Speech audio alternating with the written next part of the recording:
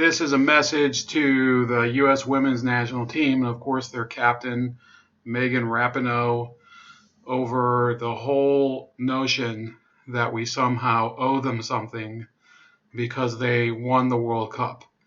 So first things first, we did pay you. And you know what? We're honored. I think as Americans, we're always honored when our children go out and make the country proud and win against the rest of the world. So I think most of us, people who are on all sides of the political spectrum, are proud that American athletes, whether they're men or women, are winning competitions overseas in the name of the United States. So with that out of the way, what are we talking about when you say you deserve more? And you've been saying you deserve more throughout the World Cup.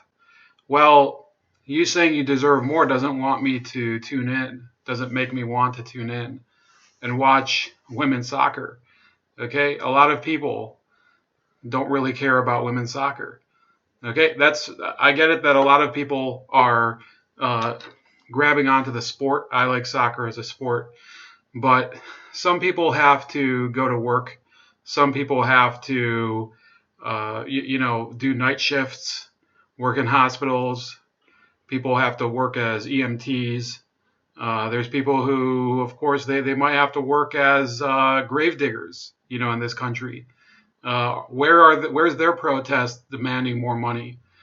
Well, they're not demanding more money because they know reality. They know that in many cases they have to deal with the world as it is, and the only way that they can demand more money is to go straight to their boss.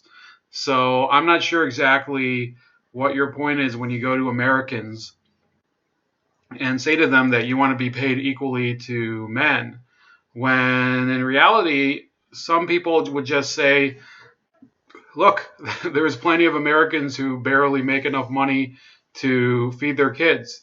There's Americans who get divorced and they have to pay massive divorce settlements, and they have, their wages are garnished. So should they be demanding more money?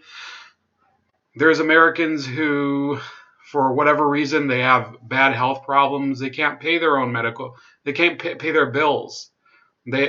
So those are issues that obviously, I guess you're a progressive. I'm not. We would probably be able to have a lot of very charged but topical conversations about those things. That's not really what you talked about when you demanded more pay as a women's soccer player. And that's really the issue when we're talking about this type of politics intercutting your representation of this country in the World Cup. You represent the USA, supposedly. Nobody elected you to represent the USA, but you do represent it. And you're not there to represent the counties in LA or in New York State or Metro Atlanta, where everybody votes the same way as you. That's not, you're supposed to represent the entire country. I get it that everybody has the right to have an opinion, but you going out there and scoring goals and mugging for the camera and making gorilla poses isn't going to make people sympathize with your cause more. It's not going to make people want to give up their Second Amendment rights. It's not going to make us decide overnight that the millions of Americans, the unborn Americans whose lives are taken by the abortion industry that you support, that they shouldn't be represented by our soccer team too, if you think your soccer team is so important. So sorry, Megan, but we're proud of you, but we're proud of you up until you start to, really make a fool out of the rest of us. So that's about it, and I'll talk to you later.